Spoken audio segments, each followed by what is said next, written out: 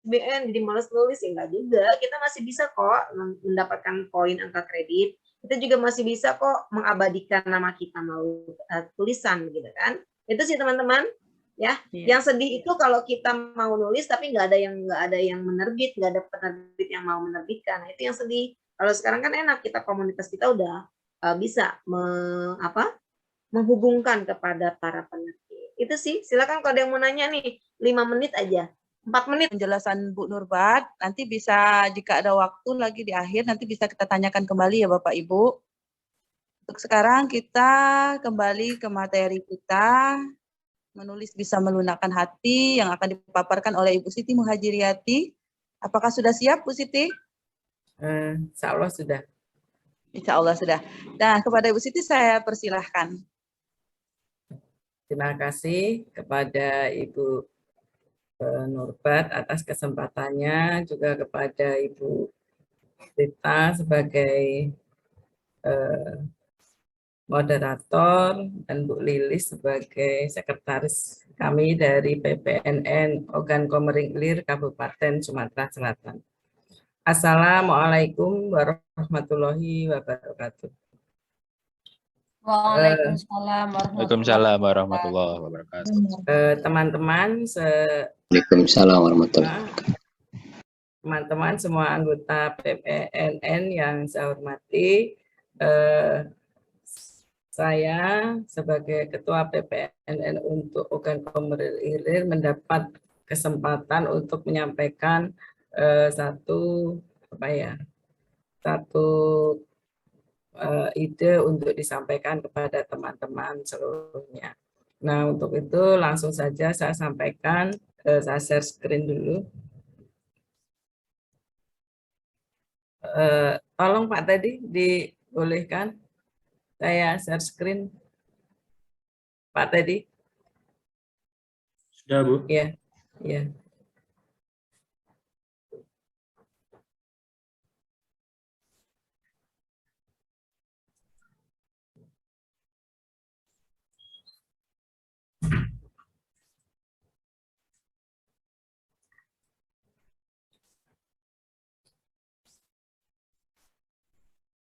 Nah, ini adalah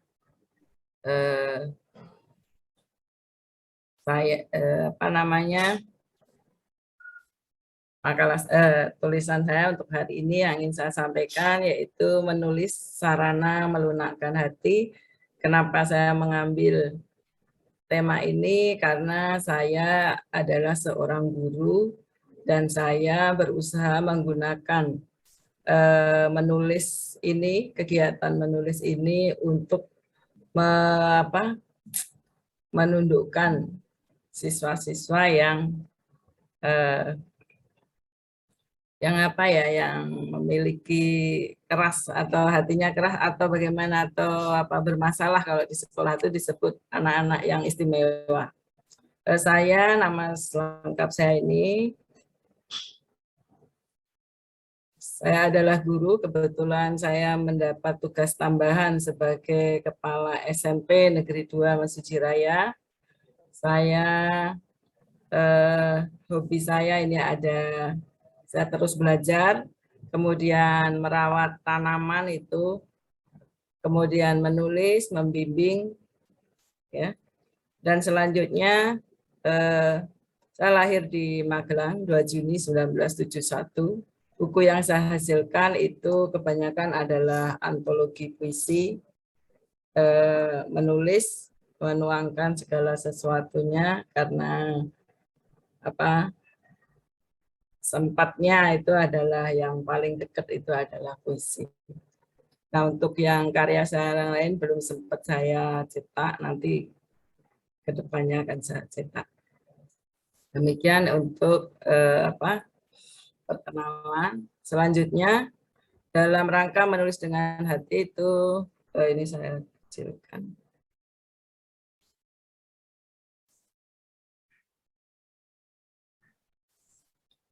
Itu Muhammad Yunus dan Suparno itu menyampaikan bahwa manfaat menulis itu, jadi saya menghubungkannya pertama itu dengan manfaat menulis.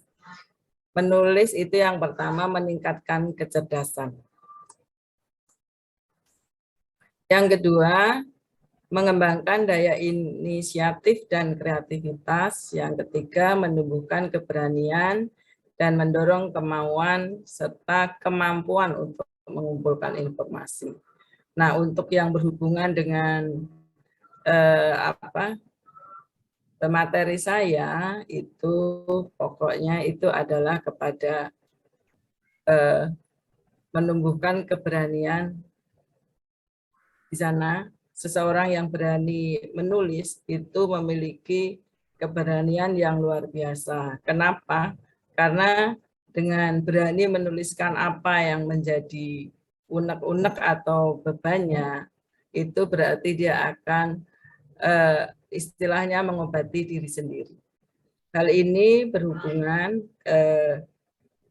kenapa menulis di sini dapat melunakkan hatinya. Selanjutnya, berhubungannya adalah kepada menulis sebagai terapi. Nah, menurut Fatima Mersini ini mengatakan menulis itu merupakan forum terbaik menumpahkan apa saja. Menulis dapat meningkatkan kualitas kesehatan. Kenapa? Karena beban pikiran, beban perasaan itu semuanya kalau sudah dituliskan itu dapat karena untuk orang-orang tertentu dengan kepribadian introvert itu kebanyakan tidak akan sulit untuk mengungkapkannya secara lisan, tetapi dengan adanya kegiatan menulis maka dia akan kesehatan atau beban pikirannya akan tertumpahkan atau terluapkan.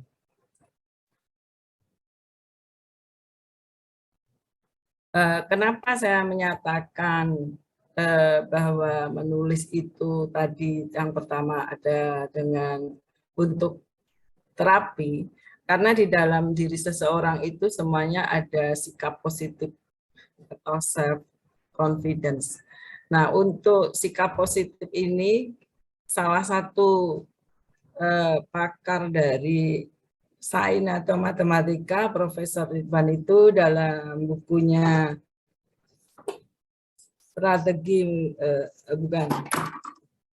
dalam bukunya Karakter Supranatural itu disampaikan bahwa setiap manusia itu memiliki tiga antena. Ada antena satu, yaitu yang pertama itu pikiran, yang kedua itu ada dua, maksud saya ada dua sumber dalam manusia itu, ada intranatural dan supranatural. Kebanyakan kalau orang awam pada umumnya itu lebih tertarik kepada supranatural. Tetapi orang yang seharusnya sebagai seorang manusia itu kita harus lebih kepada intranatural. Nah, untuk intranatural ini ada satu yaitu akal, kemudian dua hati, dan satu lagi itu yang lebih kepada insting atau nurani. Yang kalau disebut di sana itu adalah sebagai indera keenam. Nah, untuk indera keenam inilah yang akan memberikan kita ke arah yang lebih baik. Sebaiknya kita alangkah bagusnya kalau kegiatan self confident atau intranatural ini keluar ya, itu melalui kegiatan menulis. Nah, bentuk-bentuk tulisan yang biasa digunakan untuk terapi itu ada yang pertama, menulis tentang tema spesifik. Kenapa saya sampaikan tema spesifik? Karena untuk anak-anak tertentu itu untuk meluapkan kemarahan, termasuk salah satunya kemarahan atau adanya kesenjangan antara harapan dan kenyataan itu menimbulkan hal-hal yang khusus. Nah, untuk menyampaikan hal-hal yang khusus ini seorang perlu keberanian. Nah, keberaniannya dan selanjutnya yang kedua adalah menulis surat. Jadi bisa kita ajak anak-anak yang bermasalah atau ini adalah dengan menulis surat kepada orang yang paling kepada orang atau kepada sesuatu yang paling bermasalah dengan dia. Dan selanjutnya yaitu menulis dengan diary harian. Nah, ini biasa dipakai walaupun tidak bermasalah atau tidak mengalami hal sesuatu, tetapi diary digunakan untuk menulis hal-hal yang istimewa, yang luar biasa terjadi pada diri seseorang. Dan ini pun kalau untuk saat ini itu kalau buku harian itu sudah jarang sekali. Kalau di sekolah dalam pelajaran bahasa Indonesia itu masih ada materinya. Kalau untuk yang buku lama ya, itu masih ada cara untuk tentang menulis buku harian. Tetapi pada prakteknya itu diserahkan kepada masing-masing siswa. Kemudian yang lainnya itu tulisan untuk memantau perilaku baru. Jadi adanya perubahan-perubahan. Nah, ini biasanya dipakai oleh seorang guru untuk memantau kegiatan siswa setiap harinya. Memantau perilaku kalau oleh guru itu banyak dilakukan oleh guru TK atau PAUD. Ya, kalau guru menengah itu tidak lagi. Sebentar, untuk menulis tentang tema spesifik ini dari zaman pendahulu pahlawan-pahlawan kita itu sudah menggunakannya. Mereka bukan karena karena menderita sakit beban pikiran, tetapi beban pikiran mereka adalah karena kesenjangan antara harapan dan kenyataan. Misalnya pada zaman penjajahan itu banyak dari tokoh-tokoh nasional kita itu yang dipenjarakan, dibuang ke tempat-tempat tertentu yang jauh ya dari tempat asalnya, dari keramaian dan sebagainya. Alhamdulillah mereka menggunakannya itu untuk menulis buku. Nah, dari buku ide-idenya dituliskan di sana. Nah, selain untuk mengatasi karena kerinduan kepada keluarga atau supaya ide-idenya tertuang, nah itu mereka menulis ini bukan sebagai terapi, tetapi untuk menuangkan ide-ide besar mereka.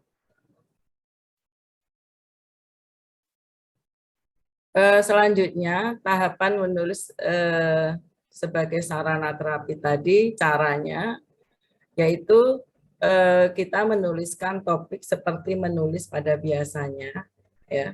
Kemudian membuat review atau garis umumnya dan merefleksikan setelah semua topik dibuat, kemudian buat reviewnya, kemudian kita terjamkan mata sebentar, kemudian apa yang kita tuliskan tadi kita renungkan, maksud saya begitu, direnungkan. Jadi begitu kita mengajarkan kepada anak didik kita. Ini fokusnya saya seperti itu. Jadi kemudian kita selidiki perasaan apa yang muncul di hati kita selama 5 atau 15 menit. Siswa diminta untuk mengungkapkan perasaannya setelah membuat topik, mereview dan merefleksikannya tadi atau merenungkannya dan menuliskan.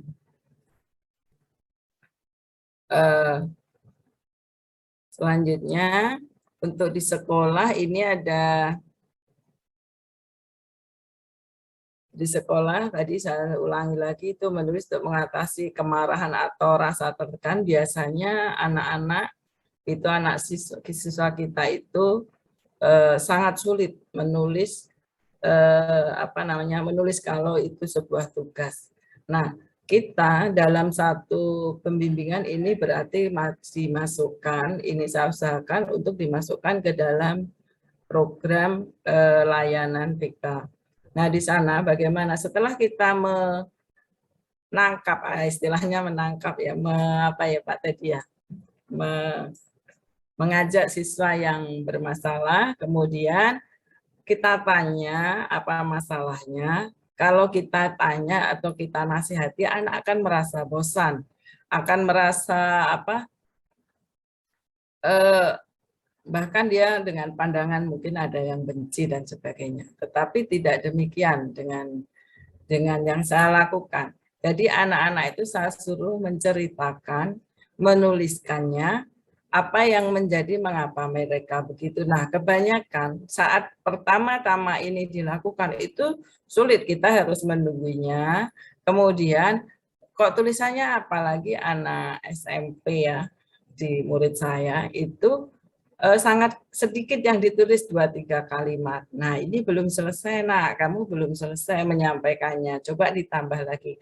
Jadi pembimbingan itu apa namanya, kita tungguin, kita terus menerus sehingga anak itu berani mengungkapkan apa yang menjadi unek-unek atau ungkapan perasaannya. Nah, setelah dia menulis, mungkin sekali dia tidak akan apa ya, tidak akan tuntas apa yang dituliskannya itu. Nah, coba kamu baca kembali, ada yang kurang enggak? Misalnya tadi kenapa pertama-tama, sekarang kalau kamu susah mengungkapkan apakah perasaanmu, coba kamu ceritakan saja di sini secara tertulis ini.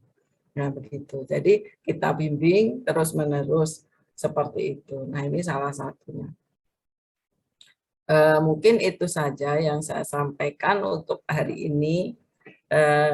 Berikut dengan apa namanya,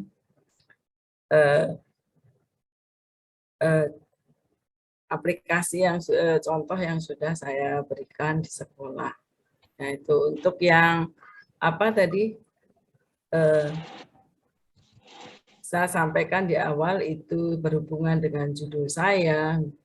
Kenapa saya mengambil menulis melunakkan hati, karena dengan adanya menulis, kegiatan menulis yang kita bina, kita bimbing anak-anak yang memiliki rasa kemarahan atau memiliki apa ya, keras hatinya, keras susah di apa ya, sudah dibilangin. Apabila dia sudah menuangkan ungkapannya atau ininya, apa namanya, apa yang membuatnya dia keras hati atau ngeyel, mungkin kita bimbing juga kepada latar belakangnya untuk menceritakan keadaannya di rumah, di sekolah, atau mungkin dia pernah mengalami sesuatu di sekolah atau bullying istilahnya atau perundungan.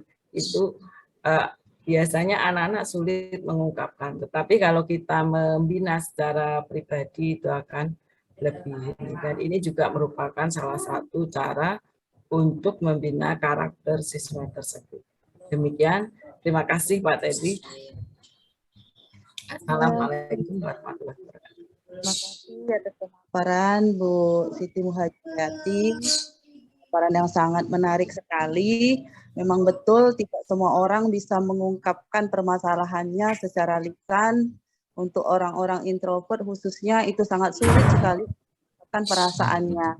Kadang-kadang ini saya alami sendiri. Sebelumnya saya adalah orang introvert yang sulit sekali mengungkapkan perasaan, dan alhamdulillah setelah berlatih menulis, mengungkapkan emosi melalui tulisan, akhirnya ibarat jalan yang buntu tertutup oleh emosi, akhirnya secara perlahan itu mulai mengurai dan sedikit mengubah karakter.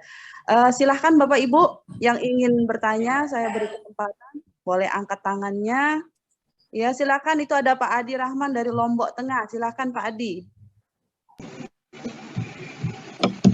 Baik Ibu, terima kasih atas keluangan waktunya yang diberikan kepada saya. Mohon izin Ibu Siti Muhajirati sebagai narasumber. Perkenalkan, saya Adi Rahman. Saya saat ini bernaung di SMK Negeri 1 Pujut, tepatnya berada di wilayah selatan Lombok Tengah, berdekatan dengan daerah MotoGP, Bapak Ibu. Yang ingin saya tanyakan, ini terkait dengan budaya menulis nih, saya mulai tertarik dari tahun 2021. Kebetulan saya ingin menulis sebuah buku yang terkait dengan bahan ajar gitu, bahan ajar. Yang ingin saya tanyakan adalah bahan ajar yang saya ingin susun ini bahan ajar terkait dengan pembelajaran bahasa Inggris yang dikaitkan dengan kejuruan gitu, Bu. Nah, yang ingin saya tanyakan adalah apakah Ibu Siti memiliki konsep atau sistematika penulisannya khusus ketika ingin membuat modul gitu, Bu. Mohon dibantu untuk di-sharing pengalamannya, mungkin sudah pernah menyusun sebuah modul bahan ajar yang terkait dengan pembelajaran di kelas yang nantinya bisa dimanfaatkan oleh rekan-rekan guru ataupun siswa dalam kelas. Saya kira demikian untuk pertanyaannya, Ibu. Terima kasih. Ibu jawab langsung atau dikumpulkan dulu? Ya, Bu Rita. Mau dijawab langsung atau dikumpulkan dulu sampai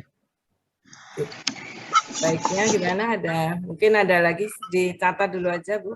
Nah, kita kumpulkan tiga dulu. Pertanyaan yang kedua. Apakah ada pertanyaan lain?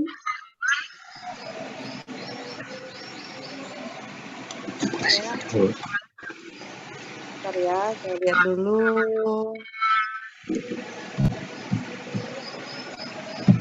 Boleh cek di kolom chat ya Bapak Ibu jika masih ada pertanyaan. Ya.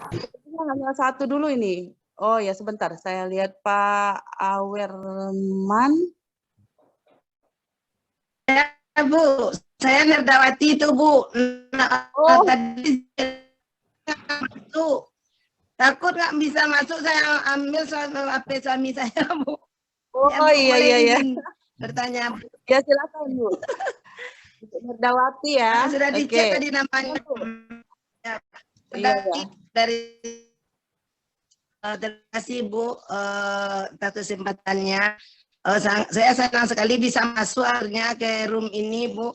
Tadi sudah berapa kali dipencet, HP saya nggak bisa masuk.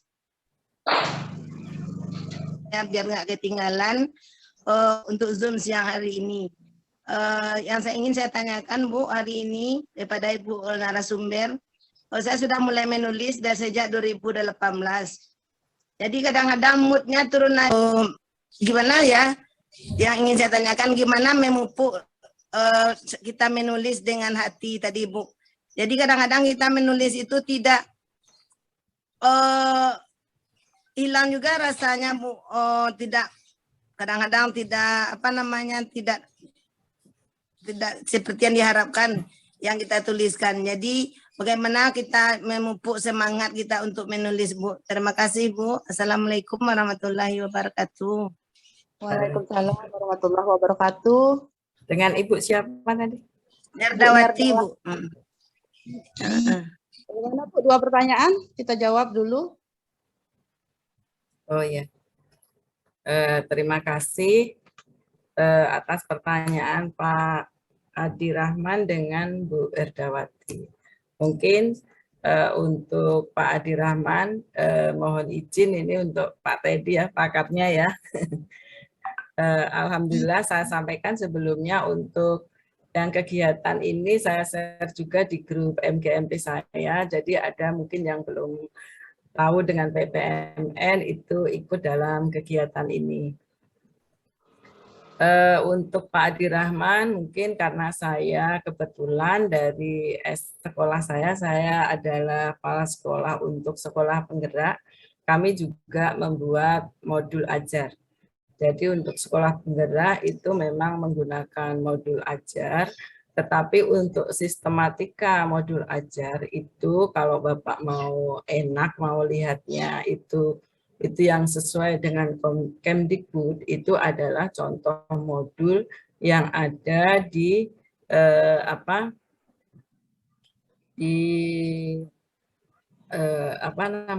platform Merdeka Mengajar atau di Guru Berbagi di SIM PKB.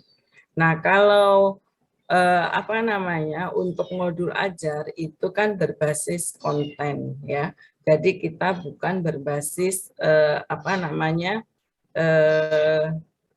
untuk modul itu bukan berbasis, kalau biasanya kan kalau materi atau materi di buku teks. Jadi kita tidak berdasarkan itu, tetapi berdasarkan kepada konten atau isi dari materi itu.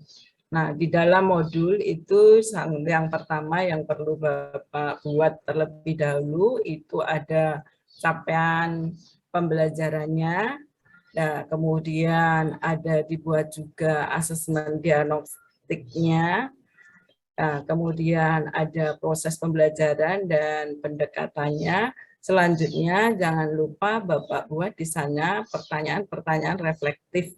Untuk apa? Pertanyaan refleksi ini menggugah siswa untuk berpikir kritis supaya apa? Supaya karena apa? Karena di dalam kurikulum Merdeka Mengajar itu yang diinginkan adalah, yang dipentingkan adalah pertanyaan untuk maksud saya pembinaan karakter untuk pembiasaan merefleksi. Pembiasaan refleksi baik itu materi setelah pembelajaran maupun refleksi kegiatan. Jadi di refleksi nanti dimasukkan ada pertanyaan kognitif dan ada pertanyaan tidak kognitif. Nah, untuk pertanyaan non-kognitif itu sekitar bagaimana kegiatan kita hari ini atau umpan balik dari kegiatan, baik dari segi guru, kegiatan guru, atau dari segi metode yang kita gunakan. Itu untuk Pak Abdurrahman. Kemudian untuk Ibu Hedawati, ya. Mohon izin Bu. Ya. Padi. Oh ya Pak Adi. Iya. Boleh diberikan pertanyaan tambahan Bu terkait penjelasan Ibu, boleh nggih? Ini terkait ini kan iya, ini tidak banyak pertanyaan Bu, cuma satu saja agar saya tidak ragu. Menurut penjelasan Ibu tadi sudah sangat bagus bagaimana menyusun bahan ajar atau modul. Cuman yang ingin saya tanyakan di sini, saya hanya ada keinginan Bu menulis hanya terbatas percakapan atau conversation dalam bahasa Inggris, tetapi ada keterkaitan dengan pekerjaan siswa ini di industri ketika dia magang atau praklim gitu. Nah, itu udah dikategorikan sebagai modul atau hanya tulisan biasa atau sebatas bahan tulisan yang sifatnya hanya membuat percakapan. Saya tidak ingin dalam artian tidak ada capaian pembelajarannya, tidak ada metode pembelajarannya, tidak ada sistem penilaiannya, hanya sebatas bagaimana membuat karya itu hanya sekedar percakapan saja gitu. Sehingga mereka lebih memahami bagaimana di industri menggunakan bahasa Inggris gitu. Nah, itu kategorinya apa Bu? Apakah bahan ajar atau modul dan sebagainya itu maksudnya? Mohon diberi masukan Bu. Terima kasih.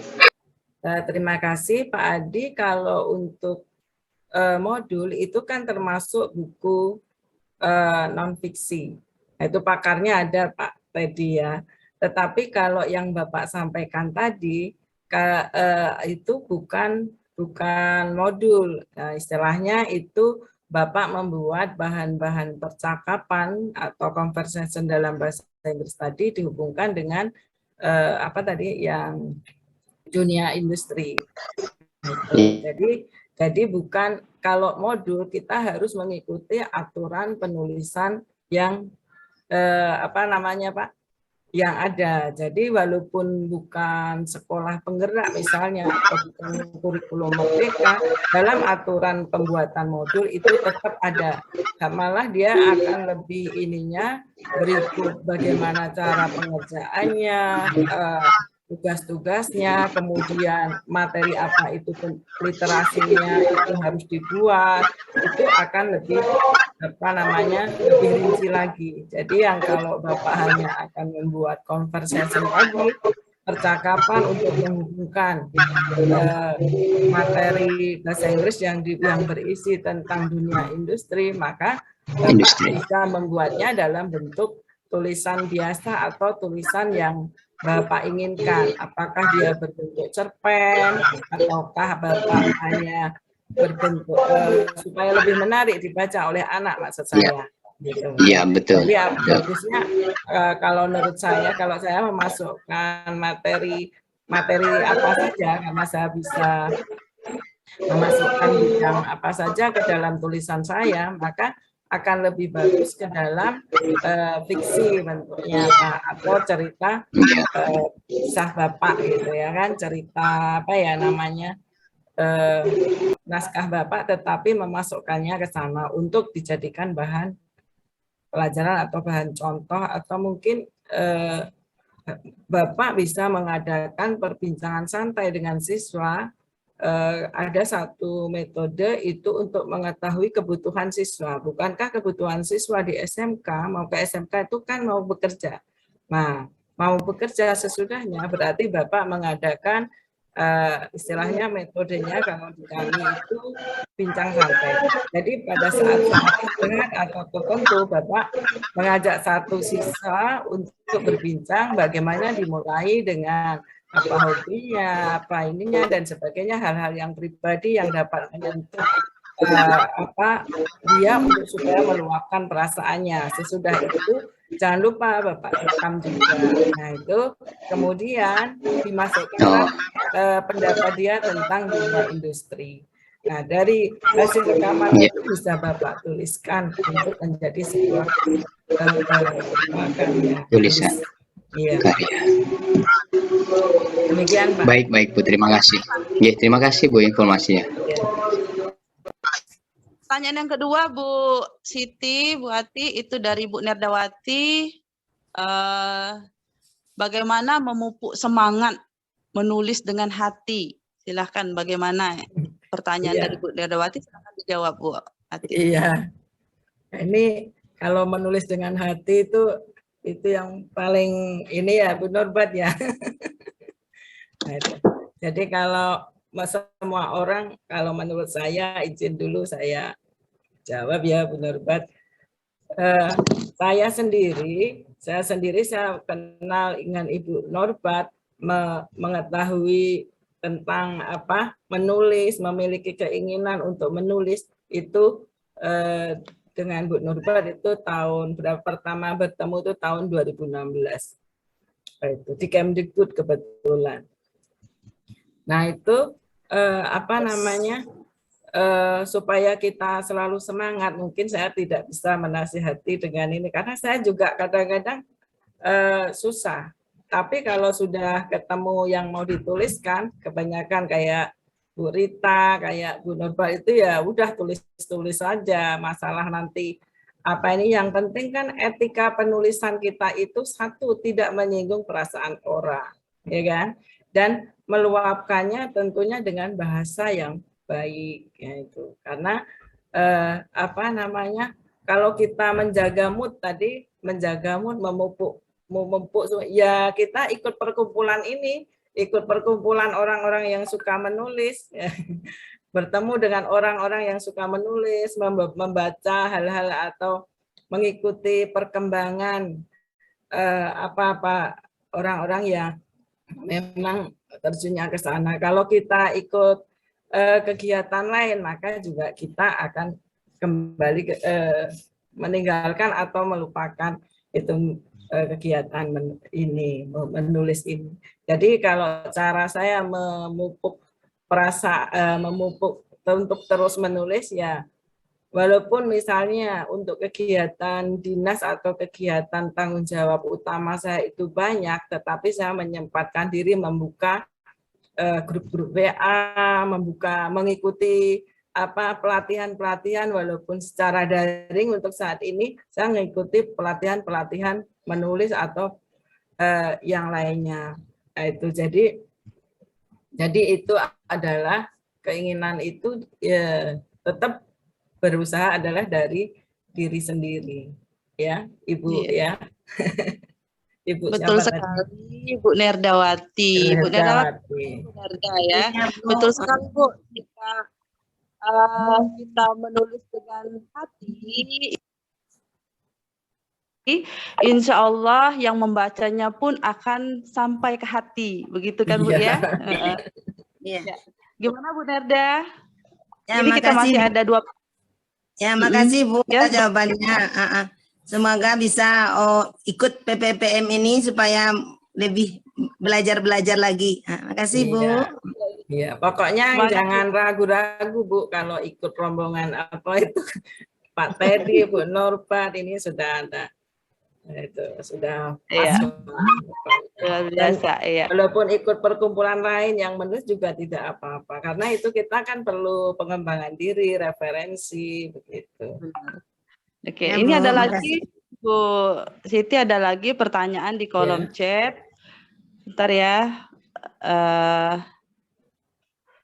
Pertanyaan dari Ibu Herlina ini di kolom chat. Sebentar. Tuh. Oh iya, saya udah baca. Pertanyaannya ya ada.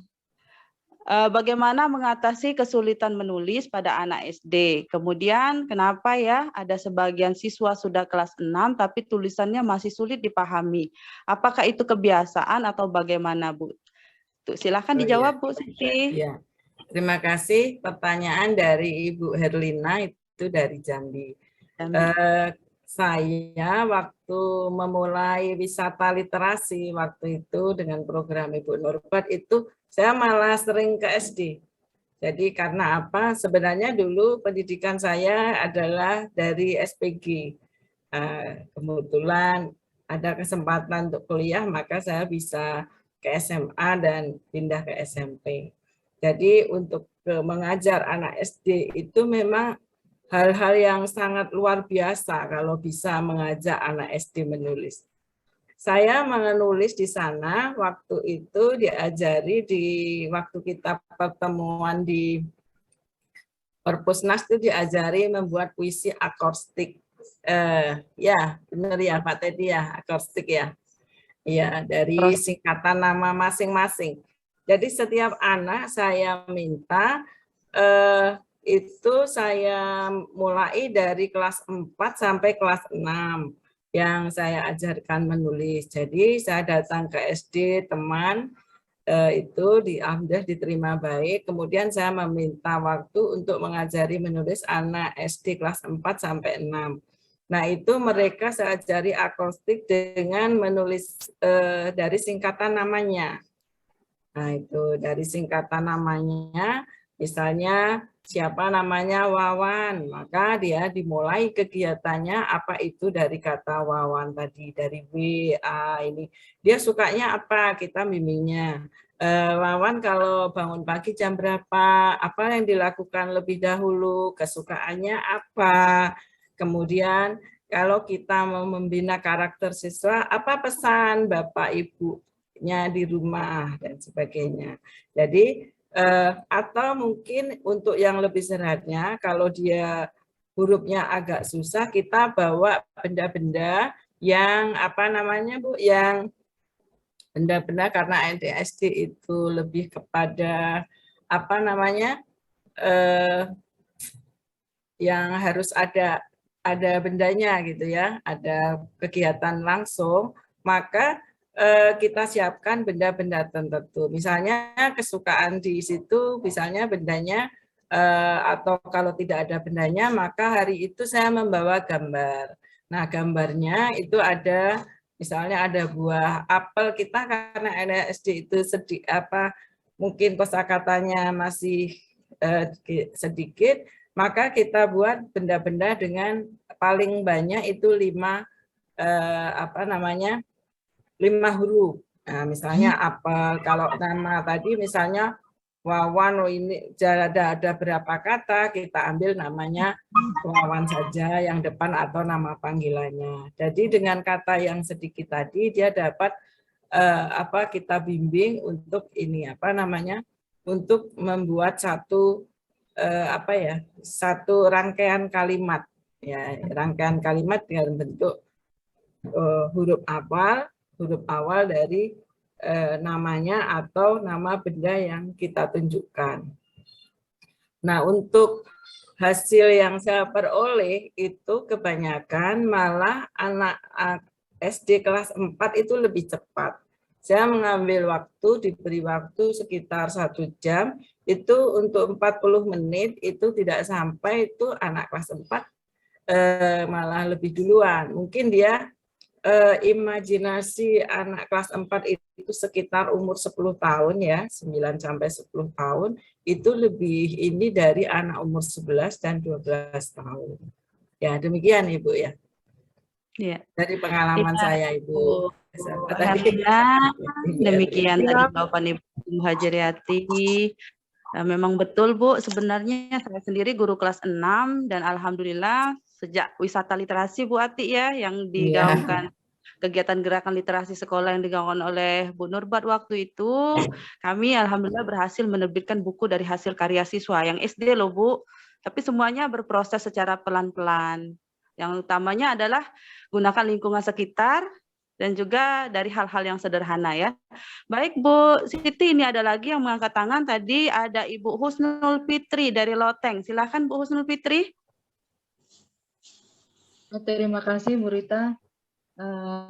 Tadi banyak sekali mewakili sebenarnya pertanyaan yang akan saya sampaikan Ibu Siti Muhajiriati. Pertanyaannya Ibu yang terakhir tadi mewakili pertanyaan saya, namun saya minta sedikit lagi Ibu Siti tips-tips supaya anak mau gitu, punya keinginan untuk menulis. Sama tadi pertanyaannya, saya mengajar di SD. Selama ini kita mencoba mengajak anak-anak murid kita untuk mau menulis. Ada sih yang mau 1, 2, tapi tidak seperti keinginan kita gitu, tidak seperti ekspektasi kita. Kita ingin semuanya bisa menulis, mau menulis. Nah, tips-tipsnya itu bagaimana Bu Siti supaya anak-anak gitu senang menulis, mau menulis gitu. Ya, itu saja Bu Siti. Ya, Assalamualaikum warahmatullahi wabarakatuh. Warahmatullahi wabarakatuh. Silakan Bu Siti dijawab.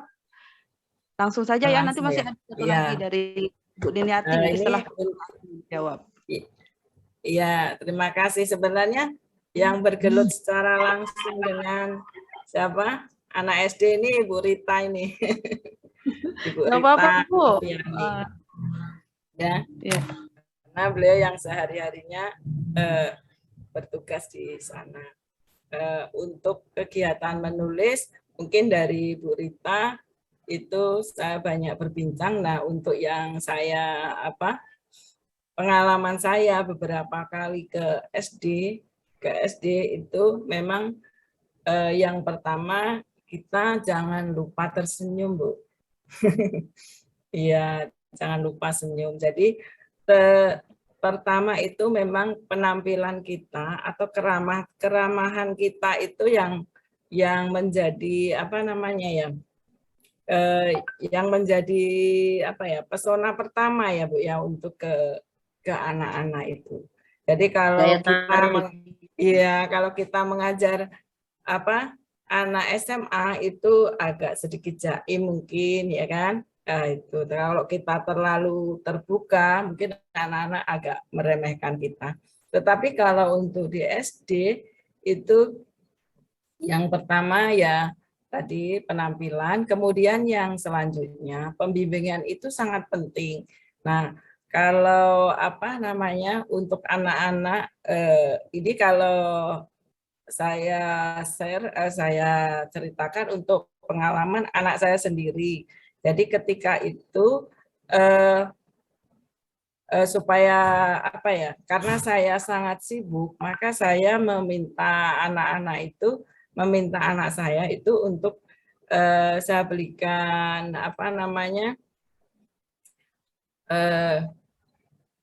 kalau dulu tuh CD ya, CD interaktif. Jadi CD interaktifnya itu tentang menulis. Jadi menggabungkan kata dengan kata hingga menjadi menggabungkan kalimat dengan kalimat. Nah, sesudah itu dalam pembimbingan itu kita seharusnya itu tidak ada rasa kalau misalnya anak dibimbing sekali itu kita tidak boleh memiliki rasa jenuh. Kalau kepada anak-anak. Kemudian kok yang ditulis itu aja. Nah, mungkin dengan sedikit apa ya, motivasi. Kalau motivasi itu sepertinya terlalu apa ya, terlalu tinggi ya kan, kata-kata motivasi. Padahal yang kita ini kan hanya mengarahkan. Jadi kita mengarahkan anak itu, coba nak, oh ini Kak kurang sedikit lagi ya, kayaknya setelah kata ini itu ada kata lain loh.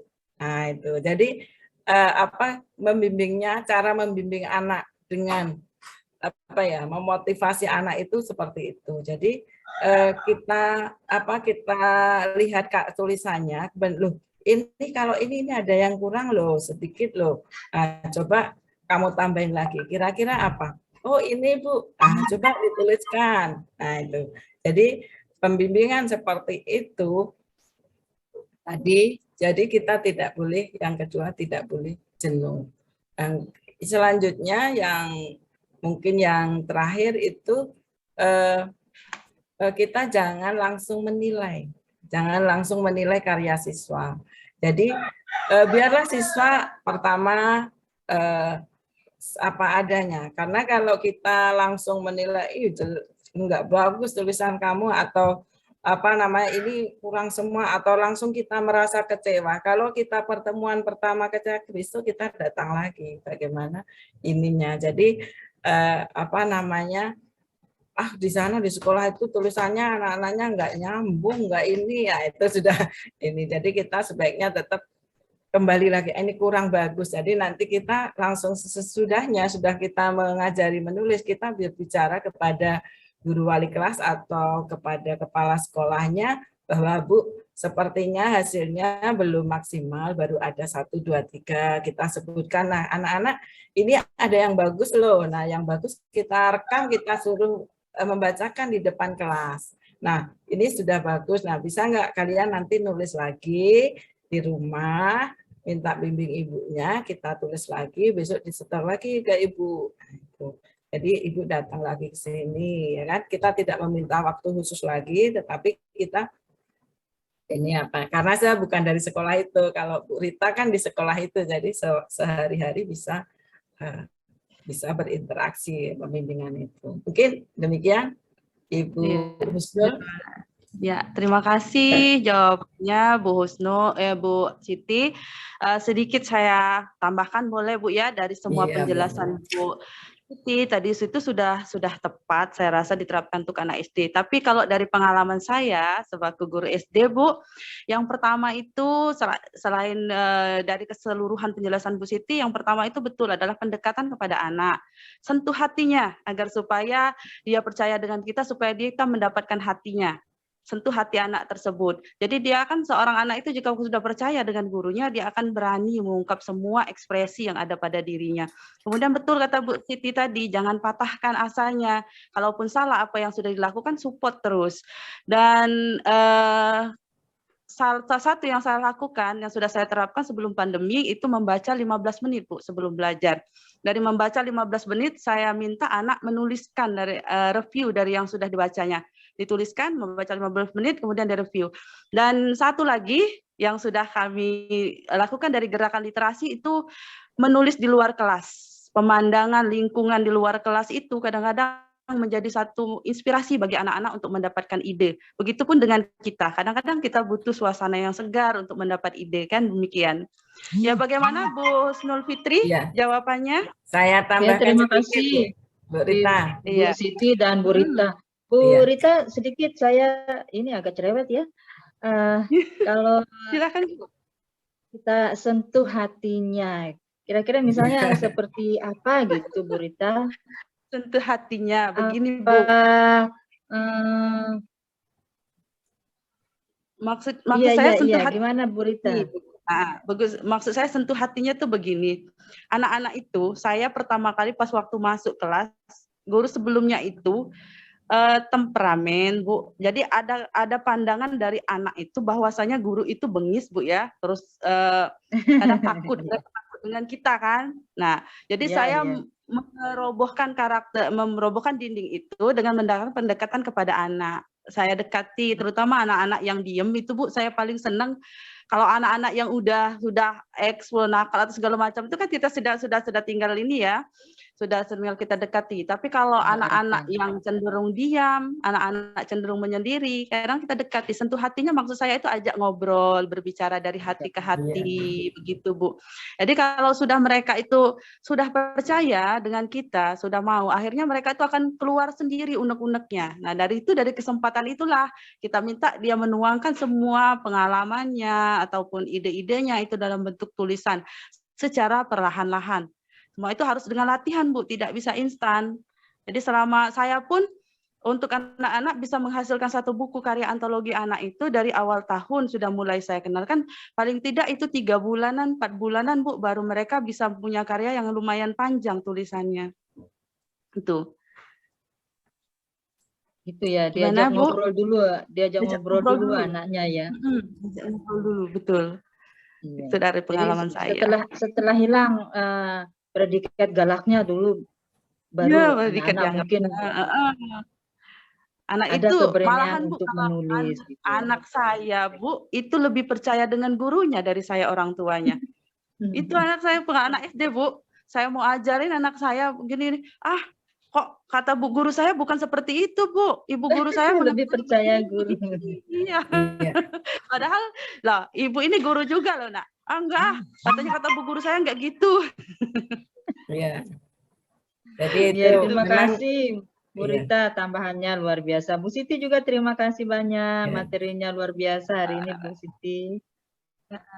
Kita lanjut kalau begitu Bu Siti ya. Masih ada lagi yang tangan, ada Ibu Diniarti Dahlan dari Lombok. Silakan Bu Dini. Ya, terima kasih. Assalamualaikum warahmatullahi wabarakatuh. Waalaikumsalam warahmatullahi wabarakatuh. Salam kenal, dengan saya Diniarti Dahlan dari Lombok Tengah. Ya. Ini sama dengan, mohon izin Bu Ketua yang dari Lombok Tengah, Bu Husnul Fitri. Ya baik, terima kasih atas materi dan arahan serta pengalaman-pengalaman yang sudah diberikan kepada kami semua di sini, sangat bermanfaat, sangat bagus. Namun tadi saya mendengar bahwa yang disampaikan dari tadi itu adalah bagaimana trik dan tips yang dilakukan dalam menghadapi atau menangani anak di tingkat SD. Nah mungkin ini berbeda dengan saya nih yang di tingkat SMA nih. Yang notabene siswanya sudah terbentuk dari SD, SMP, kemudian ke SMA. Mungkin agak sulit di sini ya, kalau ibarat kita sudah melukis atau memahat, mau dirubah lagi itu agak sedikit sulit gitu. Namun dengan segala usaha, mungkin bukan saya saja di sini, tetapi banyak yang hal seperti itu. Terkadang anak di usia SMA pun, ini masalah menulis itu, ini dari bentuk tulisan saja yang kita bicarakan sudah, kalau zaman-zaman sekarang itu agak sulit, mungkin karena terkait dengan istilahnya zaman sekarang menggunakan bentuk elektronik, menulis atau mengetik, sehingga jarang secara menulis secara istilahnya seperti kita dulu sebelum menggunakan gadget, mesin ketik, komputer, begitu. Tapi sekarang yang kita perhatikan banyak siswa yang jarang sekali tulisannya bagus. Jangankan bagus, bahkan banyak yang tidak bisa kita baca. Bagaimana seorang siswa memahami sebuah materi pembelajaran yang dia hadapi atau di rumah saat menulis, sementara tulisannya saja sendiri susah untuk dibaca. Nah mungkin di sini ada tips atau triknya untuk berbagi pengalaman, mungkin ada Bapak Ibu yang pengalaman yang sudah berhasil dalam hal seperti itu, mungkin kita sama-sama berbagi. Ya, mungkin itu aja pertanyaannya. Terima kasih. Mohon penjelasannya sejak. Ya, terima kasih Bu Dini. Silakan dijawab Bu Siti Muhajiriati. Ya, terima kasih Ibu Diniarti ya. Kalau berbicara tentang anak usia SMA itu mungkin lebih apa ya, lebih konkret karena dia di masa itu kematangan untuk kematangan berpikir atau kematangan secara fisik itu beda dengan anak SD. Nah, saya juga pernah mengajar di SMA pada waktu awal pengangkatan ya. Saya bertugas di SMA selama 2 tahun. Nah, mungkin tidak jauh beda. Nah, kalau tentang segi tulisan, itu memang tulisan tangan, tulisan secara harfiah. Nah, itu tulisan tangan memang anak sekarang itu sangat berbeda sekali.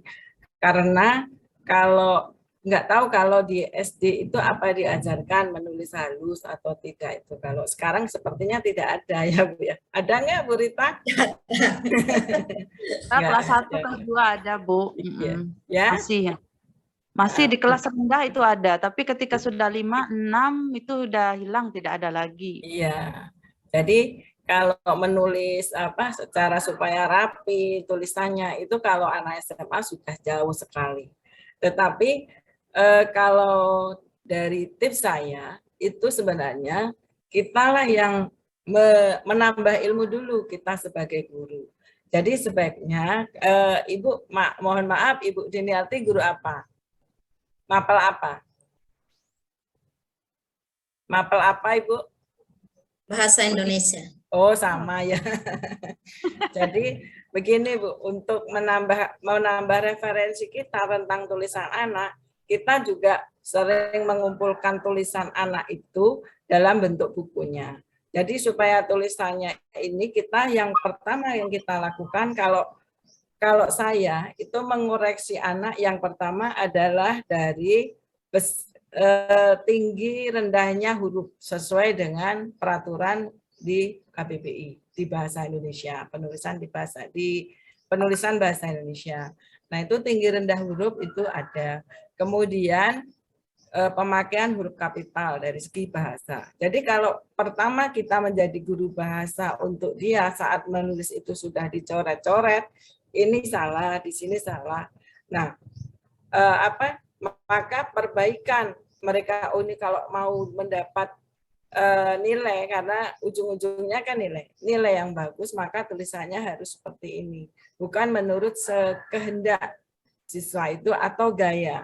Jadi kita sampaikan begini, bukan Ibu tidak bisa membaca tulisan anak-anak dan Ibu mengakui bahwa tulisan kamu, gaya kamu, menulis kamu itu adalah ekspresi.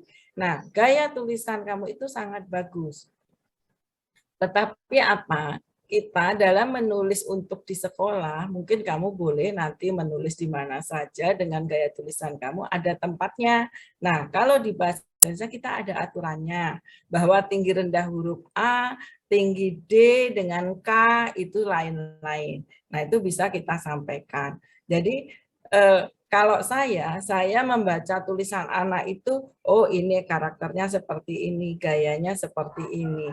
Sehingga pada saat ini kalau saya membaca tulisan orang dengan gaya apapun, saya akan bisa membacanya. Nah itu, jadi kita juga menambah Bu ya, berusaha menambah referensi kita dengan sering membaca karya anak, tulisan anak, kita akan menambah referensi gaya tulisan kita. Nah, bukan tulisan kita ya, tulisan anak. Nah itu, tetapi kita tekankan bahwa dalam pelajaran bahasa Indonesia itu ada aturannya.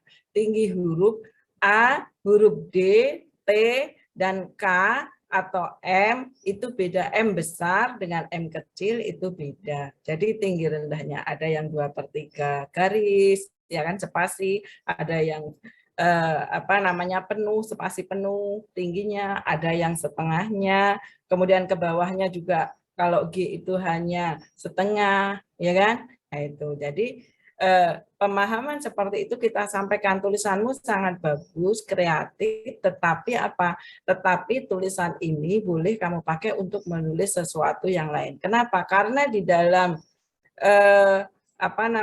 font, bermacam-macam font itu akan banyak sekali. Kalau kita tidak membaca tulisan siswa, kita juga mengetahui bahwa di komputer itu jenis-jenis form juga banyak dan caranya bentuknya juga menarik. Dan kita jangan ini menutup diri untuk memahami tulisan mereka. Nah itu. Jadi satu tip dari saya itu setiap anak itu 1 week 1 book membaca di sekolah saya. Bagaimana mereka walaupun tidak sesuai 1 week 1 book untuk literasinya, artinya apa? Setiap mereka selesai membaca, mereka setiap anak di sekolah saya mempunyai buku resume.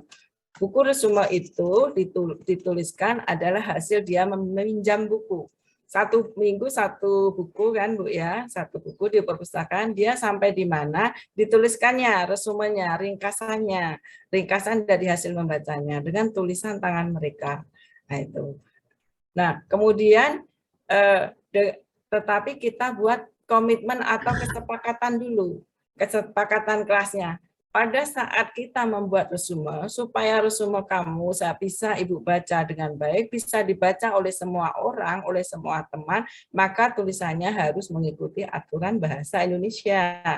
Nah, itu. Jadi yang pertama, satu programnya disusun dengan adanya kesepakatan kelas. Kenapa kesepakatan? Karena kesepakatan ini adalah memancing kehendak siswa itu bagaimana. Jadi kita ada tolerir, ada sifat demokrasi di sana kita masukkan, ya Bu ya.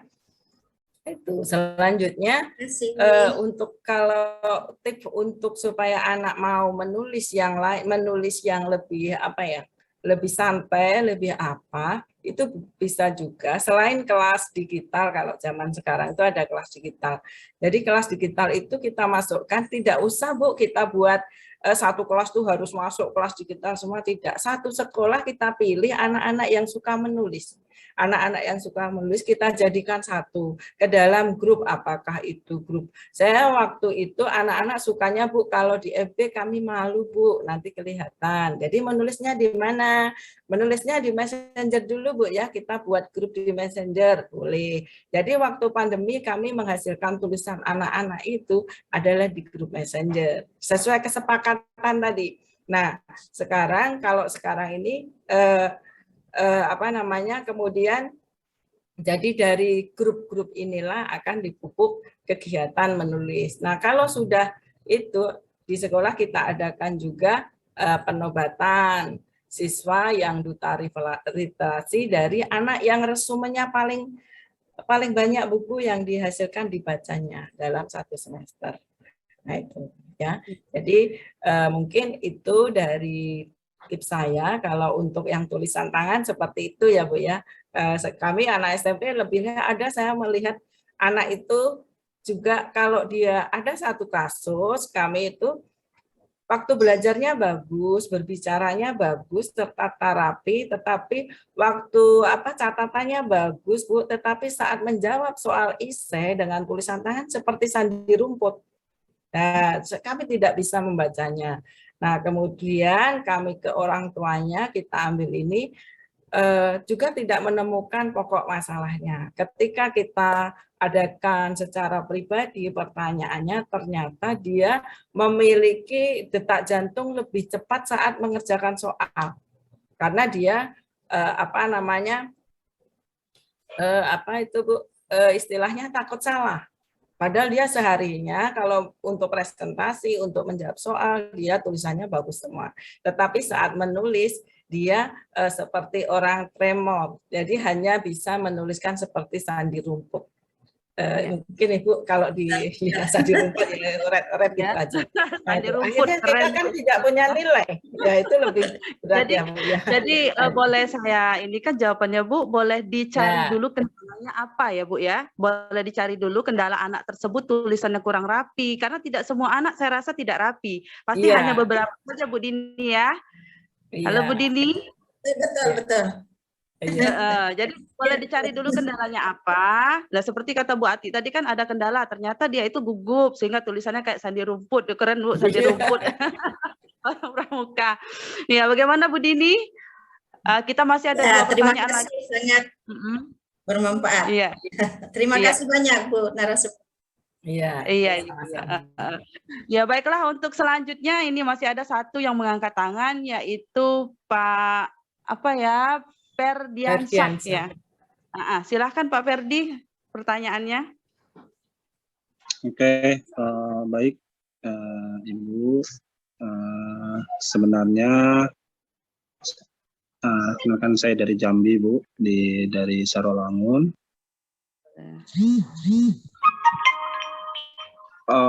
Sebenarnya saya tadi sama dengan Ibu Lini yang dari Lombok tadi, pertanyaan saya. Sebenarnya kendalanya itu karena saya di SMA, jadi banyak anak-anak itu yang memang tulisannya masih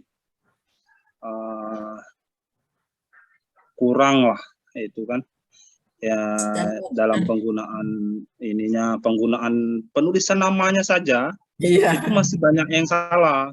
Nggak usah lah yang terlalu besar atau pembuatan clipping dan segala macamnya. Penulisan namanya saja, anak-anak itu masih banyak yang salah, ya kan? Ya, jadi kalau ini sebenarnya bukan pertanyaan, Bu, sedikit cerita saya. Gitu. Jadi bagaimana saya mengatasinya? Jadi anak yang saya berikan tugas atau clipping itu tidak menggunakan melalui diketik, tapi saya suruh untuk tulis tangan tadi, Bu. Jadi di situ saya bisa mengoreksi dalam penggunaan huruf-huruf yang digunakan siswa tersebut dalam tugasnya. Jadi jika misalnya dalam satu semester itu siswa itu atau 5 atau 8 kali saya beri tugas untuk buat clipping ataupun makalah, paling tidak 2-3 kali awal itu saya coret-coret habis itu makalah dia itu, dan keempat, kelima dan seterusnya dia bisa mentindaklanjuti. Paling tidak dia paham di situ. Oh, belajar dengan bapak ini, dengan ibu ini mungkin syarat dan ketentuannya penulisannya harus seperti ini.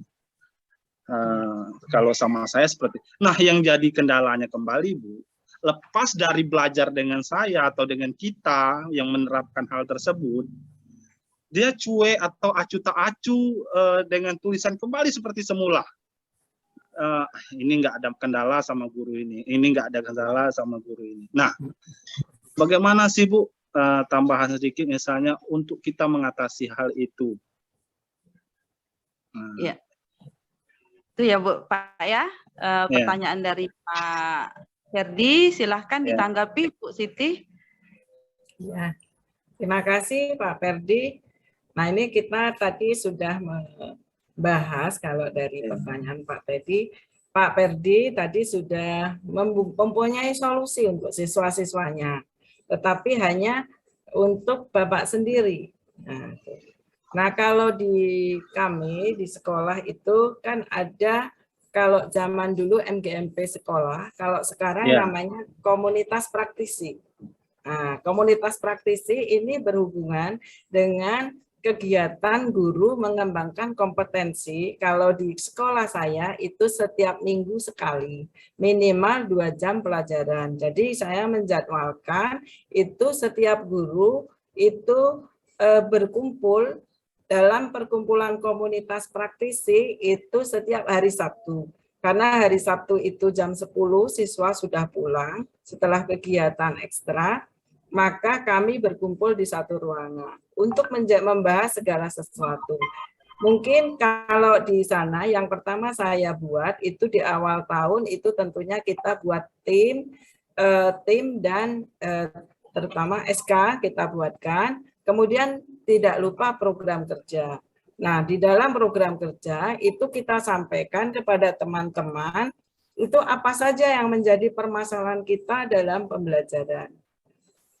Kalau tadi dimaksudkan tentang tulisan, maka di dalam komunitas praktisi itu Bapak bisa mengajukan kegiatan ini di sekolah, kemudian Bapak membuat dalam satu kegiatan Bapak menjadi narasumber atau menjadi tutornya. di sana Bapak menyampaikan tentang keluhan ini. Nah, apa solusi yang dapat saya sampaikan? Yaitu dengan membuat kesepakatan komunitas praktisi saat menghadapi tugas-tugas siswa. Jadi, kalau Bapak Ibu dalam satu sekolah itu sudah memiliki, kalau tadi ada kesepakatan kelas, setiap kelas punya kesepakatan, baik dalam kegiatan apa saja, maka sekarang kita buat kesepakatan antara guru melalui kegiatan itu dan didampingi tentunya oleh penanggung jawab sekolah. Jadi dengan kesepakatan ini, maka setiap guru akan berkomitmen untuk seperti Bapak tadi, bahwa tulisan anak harus seperti ini selama dia mengerjakan tugas sekolah. Kalau perlu, Bu, misalnya nanti disampaikan oleh salah satu guru atau Bapak sendiri yang menyampaikan, supaya karena ini sudah urgen, karena nanti akan berhubungan kemana. Anak SMA kan hampir sama dengan SMK, bisa melanjutkan bisa langsung kerja, ya kan, kalau yang tidak melanjutkan. Nah, kalau tulisannya masih tidak bisa terbaca, bagaimana dia nanti akan melanjutkan ke jenjang yang lebih tinggi. Dengan orientasi seperti ini, maka dibuatlah, karena ini sangat urgen, bisa disisipkan ke dalam peraturan sekolah, peraturan khusus. Ya, peraturan khusus, satu dikomitmen diambil kesepakatan oleh semua guru, karena itu dimasukkan ke dalam peraturan sekolah bahwa siswa itu harus memiliki kemampuan menulis standar bahasa Indonesia, standar peraturan bahasa Indonesia. Nah, itu kalau sudah kalau hanya 1-2 orang mungkin dapat diatasi ini, tetapi kalau sudah menyangkut itu agak banyak dan perlu kesepakatan semua guru, karena Bapak kan tidak mungkin bergerak ini kok diterima, ini kan, nanti malah menimbulkan kesenjangan antara guru itu, dan itu akan menimbulkan kondisi yang tidak baik. Nah, supaya kondisinya tetap terjaga, maka dibuat dulu, Bapak berbincang dulu, menyampaikan keluhan Bapak mungkin dengan kepala sekolah untuk diadakan kegiatan, supaya guru selalu, satu, menambah kompetensi setiap minggunya, yang kedua, membahas hal-hal penting. Jadi setiap program menambah kompetensi tadi, di saya misalnya saya habis pelatihan Canva kemarin, kemudian saya imbaskan ke guru-guru. Kemudian bagaimana saya membuat kelas digital di SIM PKB, di kelas Merdeka Mengajar, bagaimana saya mengupload hasil karya saya di platform Merdeka Mengajar atau di Guru Berbagi. Nah itu saya buat dalam bentuk program. Kemudian program ini pun harus diusahakan bersama-sama karena kita kan komitmen mau melaksanakannya. Nah itu. Jadi mungkin itu yang dapat saya sampaikan dari praktik baik untuk komunitas sekolah, komunitas praktisi di sekolah saya. Terima kasih. Jadi ya intinya Bu, untuk mengatasi kendala yang Pak Ferdi tadi, tidak bisa bergerak sendiri, jadi kita harus komunikasi dan kolaborasi dengan rekan sejawat dalam komunitas praktisi dan juga dengan kepala sekolah itu, karena tidak bisa diselesaikan sendiri ya Bu ya. Oke. Bagaimana Pak Ferdi? Oke, terima kasih Bu, cukup. Terima kasih atas wejangannya, sekedar saran. Ya. Satu pertanyaan terakhir, ini mungkin tidak bisa kita tambahkan lagi Bu ya karena mendesak waktu. Ada pertanyaan satu dari Ibu Romlah. Menulis memang dari kebiasaan, bisa ala biasa. Semua terpaksa namun pada akhirnya terbiasa. Apakah pernyataan ini benar? Kemudian untuk membuat kita supaya disiplin menulis dengan cara apa? Mohon penjelasannya. Silahkan Bu Siti dijawab, ditanggapi. Ini yang nanya teman sendiri. Iya, dulu saya mengajak Ibu Romlah untuk menulis itu, alah Bu, gimana alah bisa karena dipaksa, kata saya itu. Jadi istilah saya itu memang tidak bisa menulis itu. Kalau kita yang tadinya tidak biasa kok terus diharuskan terus apa namanya terus bisa gitu kan, nggak bisa kan, harus dipaksa dulu, ya kan, harus dipaksa itu artinya apa? Kalau secara pribadi mau menulis saya ingin membuat buku, loh kalau nggak nulis gimana? Kalau mau membuat buku kok nggak nulis, ya kan? Nah caranya nulisnya saya tuh sibuk, saya ini ya harus disisihkan waktunya sedikit. Misalnya satu, harus komitmen kepada diri sendiri. Saya mau nulisnya, kalau dari cerita Pak Teddy itu habis subuh itu baru nulis, ya kan? Nah, ada yang seperti itu. Ada lagi yang cerita-cerita, kalau saya sendiri kalau lagi mood, lagi ada ide, saya langsung tulis kalau waktunya ada, ya kan? Biasanya kalau tidak saya tulis di tangan dulu. Saya tulis, saya kemana-mana saya bawa buku dan pena. Untuk apa? Nuliskan dulu apa yang menjadi pemikiran saya atau ide yang muncul. Kenapa? Karena kan karena kita banyak pemikiran, apalagi sudah usia sekarang ya, kita udah setengah abad, ya kan. Sudah setengah abad, maka kita takutnya lupa. Nah, itu. Jadi memang untuk istilah saya, Allah bisa karena dipaksa. Jadi kalau tadinya tidak tidak bisa menulis, ya harus diusahakan jadi menulis. Seperti tadi, walaupun siswa kalau tadinya siswa yang bermasalah sesuai dengan bahasan saya, itu kan tidak biasa menulis. Tetapi dengan dia menceritakan, udah cerita aja dengan bahasa kamu, tuliskan, tapi karena ibu butuh rekamannya dalam bentuk tulisan. Kalau kamu bercerita itu ada campuran bahasa-bahasa daerahnya, ada campuran ini ya. Nah itu kalau direkam saja apa yang dia ceritakan, Bu saya rekam aja Bu, saya unek-unek saya akan saya ceritakan, saya rekam saja.